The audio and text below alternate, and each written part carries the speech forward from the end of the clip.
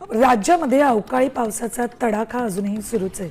आज मध्य महाराष्ट्र आणि मराठवाड्यामध्ये वादळी पाऊस आणि गारपिटीचा इशारा दिलाय, तर उर्वरित राज्यात वादळी पाऊस आणि तुरळक गारपिटीची शक्यता वर्तवली। राज्यात 30 जून पूर्वी शेतकरी कर्जमाफी देणार असल्याची घोषणा कृषी मंत्री दत्तात्रय भरणेंनी केली आहे। शेतकरी कर्जमाफीबाबत प्रवीण परदेशी यांच्या अध्यक्षतेखाली समिती स्थापन करण्यात आली आहे। या समितीचा एप्रिलच्या पहिल्या आठवड्यात अहवाल अपेक्षित आहे। राज्यातील शेतकऱ्यांसाठी आज दिवसभराच्या सकाळच्या ठळक व झटपट बातम्या। शेतकऱ्यांसाठी अतिशय महत्त्वपूर्ण अपडेट आहे, त्यामुळे व्हिडिओला शेवटपर्यंत बघा। बाधित शेतकऱ्यांना सर्वेक्षणानंतर भरपाई, महसूल मंत्री चंद्रशेखर बावनकुळे यांच्याकडून माहिती देण्यात आली।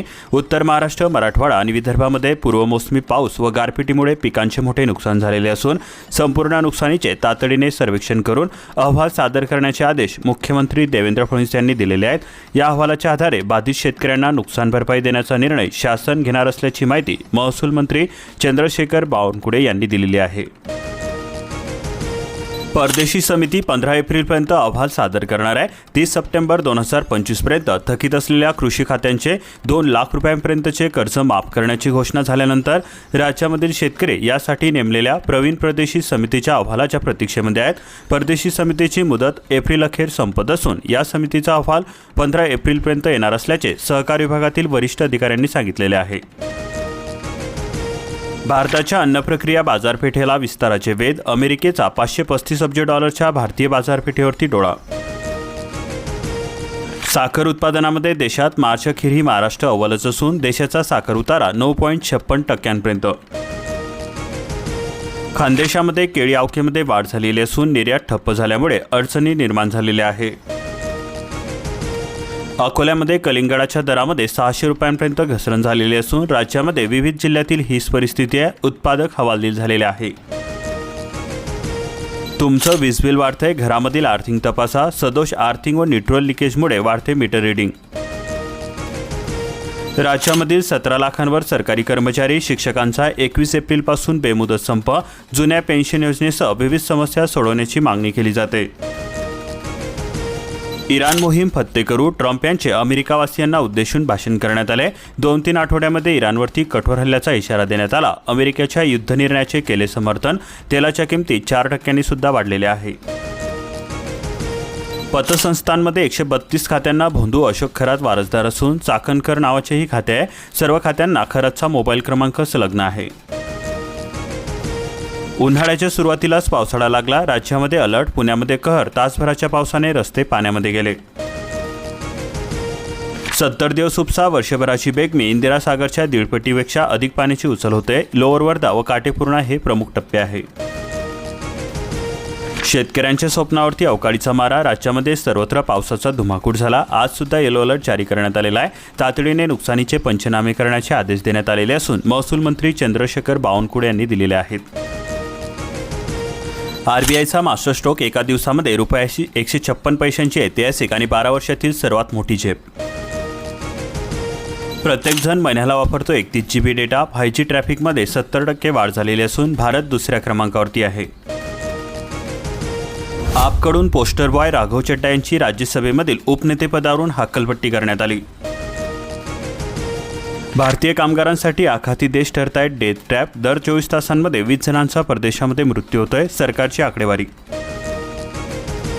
कापसाचे दर हे 9,000 रुपयांवरती पोहोचलेले असून शेतकऱ्यांना मोठा दिलासा मिळतोय। कापूस शिल्लक नसल्याने फायदा कुणाला होतोय असा प्रश्न उपस्थित झालेला आहे।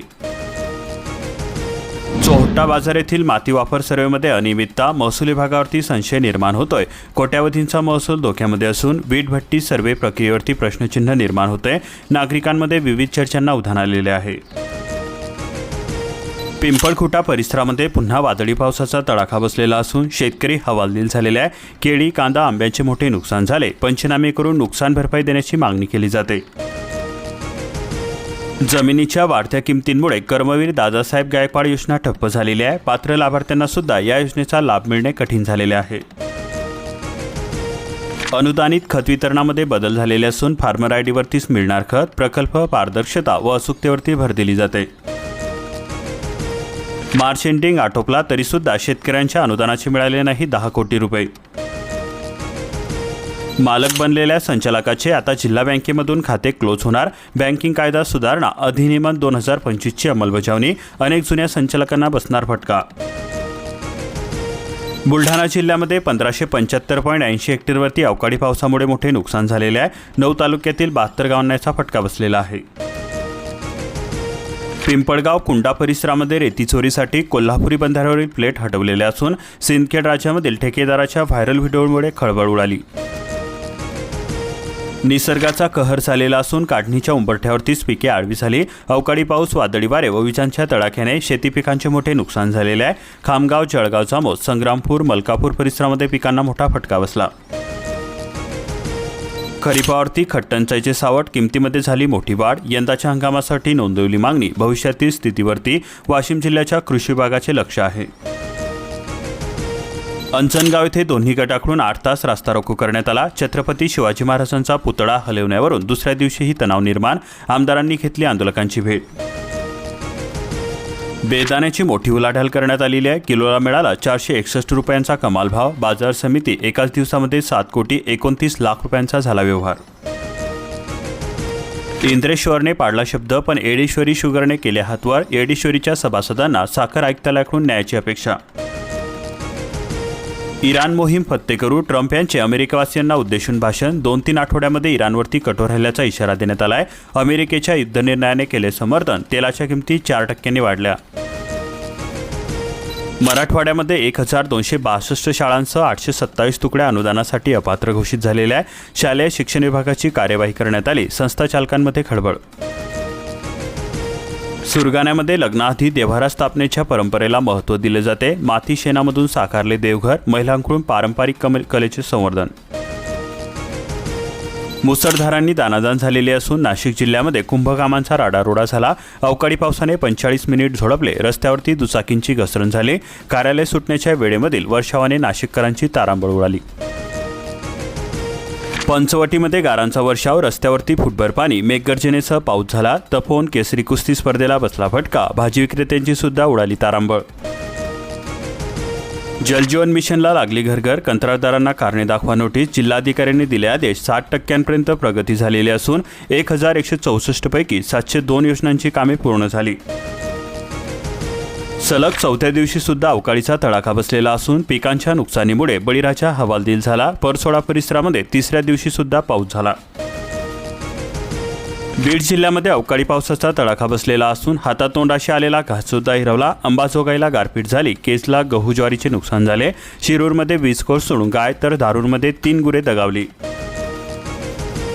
120% पाऊस झालेला असून तरी औंढा तहानलेलाच आहे. पाणी टंचाईचे संकट हे तीव्र असून 50पेक्षा अधिक गावांमध्ये पाण्यासाठी संघर्ष. ग्रामस्थांची होते भटकंती. साहेब, रब्बी हंगाम संपत आलाय तरीसुद्धा विमानाई अधिकारी मुंगेडून गप्प आहे. जालना जिल्ह्यामध्ये 2,61,726 शेतकऱ्यांना विम्याची प्रतीक्षा आहे. अवकाळीच्या तडाख्यामध्ये केळी, कांदा, टरबूज उद्ध्वस्त झाले. पावसाचा कहर हा सुरूच असून जालना जिल्ह्यामध्ये शेतकरी वादळी वारा आणि गारपिटीने हैराण झालेले आहे.